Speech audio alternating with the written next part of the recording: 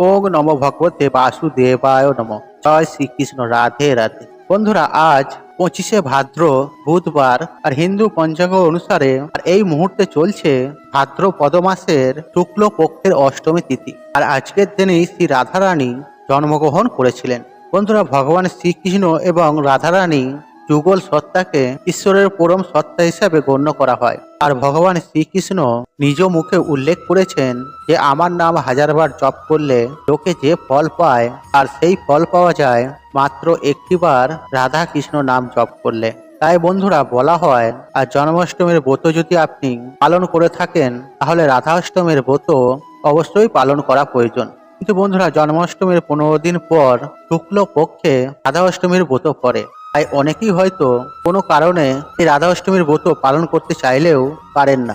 আর বলা হয়, যদি আজকের দিনে আপনি এই রাধা অষ্টমীর ব্রত কথাটি শ্রবণ করে শ্রী রাধারানীর উদ্দেশ্যে একটি প্রদীপ প্রচলিত করেন, তাতেও এই ব্রতের পূর্ণ ফল অনেকাংশে লাভ করা যায়। আর যারা এই ব্রত পালন করছেন তারা নিশ্চয়ই জানেন যে এই রাধা অষ্টমীর ব্রত তখনই সম্পূর্ণ হয় যখন এই ব্রত কথাটি শ্রবণ করা হয়।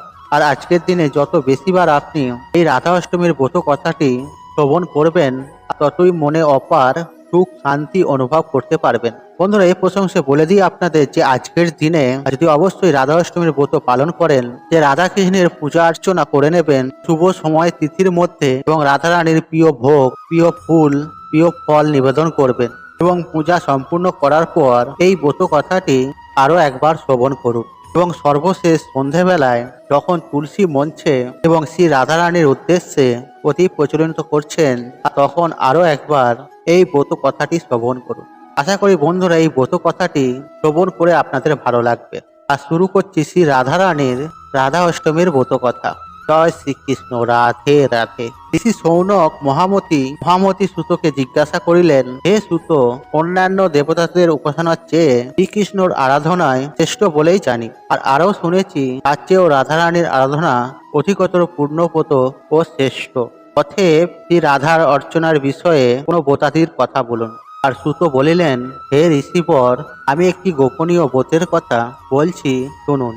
আর একদিন দেবশ্রী নারদ শ্রীকৃষ্ণের নিকটে উপস্থিত হইয়া জিজ্ঞাসা করিলেন, ভগবান, আপনার শ্রীমুখে অনেক ব্রতের কথা শুনেছি, এখন শ্রীমতী রাধিকার জন্মদিনের ব্রত কথা শুনতে ইচ্ছা করে। আর শ্রীকৃষ্ণ বলিলেন, দেবশ্রী, তুমি আমার পরম ভক্ত, আর সেই জন্য তোমার কাছে বলছি, শ্রবণ করো। কোনো এক সময় সূর্যদেব তিলক ভবন করতে করতে নানা প্রকার ঐশ্বর্য দেখে মনে মনে তপস্যার সংকল্প করেন। আর মন্দার পর্বতে গুহায় কঠোর তপস্যায় আরম্ভ করলেন। আর এইভাবে দীর্ঘদিন গত হলো। আর সূর্যের কঠোর তপস্যা আর পৃথিবী অন্ধকারাচ্ছন্নায় থাকার দেবতারা ভীত হলেন। ইন্দ্র, দেবগণ সহ আমার কাছে এসে সমস্ত কথা বলল। আর আমি বললাম, হে দেবগণ, আর সূর্য থেকে তোমাদের কোনো ভয় নাই, আর তোমরা নিজ নিজ স্থানে যাও, আর আমি সূর্যদেবকে তপস্যা থেকে নিরস্ত করব। তারপর আমি সূর্যের কাছে গেলাম, আর সূর্য আমাকে দেখে খুব আনন্দিত হলেন। আর তিনি বললেন, হে শ্রী হরি, আপনার দর্শন পেয়ে আমার জন্ম ও তপস্যা সার্থক হলো। যিনি সৃষ্টির স্থিতি সংহার কর্তা ব্রহ্মা বিষ্ণু মহেশ্বর তাকে সবসময় চিন্তা করেন, তাকে দর্শন করে আমি ধন্য হলাম।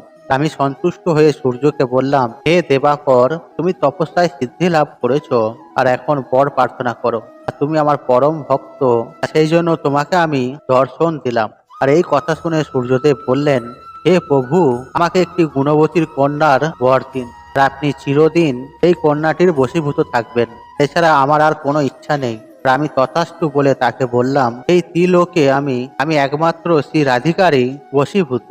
শ্রী রাধা এবং আমাকে কোনো প্রভেদ নাই। আমি পৃথিবীর ভার লাভের জন্য বৃন্দাবনের নন্দলয়ে অবতীর্ণ হব। আর তুমিও সেখানে বিশুভানু নামে রাজা হয়ে জন্মগ্রহণ করবেন। আর শ্রী রাধা তোমার কন্যা রূপে অবতীর্ণ হবেন। তারপর শ্রী হরি মথুরায় জন্মগ্রহণ করে নন্দালয়ে এলেন। সূর্যদেব বৈশ্যকুলে জন্মগ্রহণ করে বিশ্বভানু হলেন। গোপ কন্যা কীর্তিদার সঙ্গে তার বিবাহ হলো। যথাসময়ে ভাদ্র মাসে শুক্ল পক্ষে অষ্টমী তিথিতে বিশাখা নক্ষত্রে কীর্তিদার গর্ভে শ্রী রাধা জন্মগ্রহণ করলেন। গোপ গোপীরা আনন্দ উৎসবে মেতে উঠল। আর আমার মায়ায় মুক্ত হয়ে রাধিকা আমাকে এই কর্তৃত্বে বরণ করতে ইচ্ছা করলেন।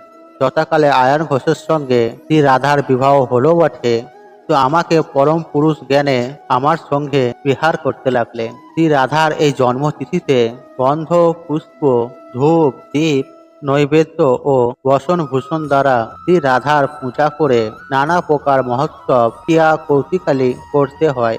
রাধার সখীবৃন্দ, গোপিকাবৃন্দ, কীর্তিদা, বিশ্বভানু প্রকৃতিরও পূজা করতে হয়। তারপর ব্রত কথা শুনে সেই দিন উপবাসে থেকে পরের দিন প্রার্থনা করতে হয়। রাধার নামের সঙ্গে কৃষ্ণ নাম যুক্ত করে জপ করলে যাবতীয় মন্ত্র জপের ফল লাভ হয়। জপ জপে আমার যেমন সন্তোষ জন্মে, একবার রাধা নাম উচ্চারণ করলে তার চেয়ে সহস্র গুণ বেশি আমি সন্তোষ লাভ করি। আর এই ব্রতের অনুষ্ঠানে সমস্ত দুঃখ দূর হয় ও পরম শান্তি লাভ হয়। ধনস্বই যে ইহ পূর্ণ হয় এবং সর্বস্থানে বিজয় লাভ হয়। আর ভক্তের কাছে এই ব্রতের কথা বললে সমস্ত অমঙ্গল দূর হয়, কিন্তু ভণ্ড পাষণ্ড ভক্তিহীন নাস্তিকের কাছে প্রকাশ করলে অমঙ্গল হয়। আর শ্রীকৃষ্ণের কাছে এই কথা শুনে নারদমণি মর্তে এই ব্রত প্রচার করলেন আর নিজেও সেই ব্রত পালন করলেন। আর সেই থেকে প্রত্যেক বৎসর ভাদ্র মাসের শুক্লপক্ষে অষ্টমী তিথি রাধা অষ্টমী হিসেবে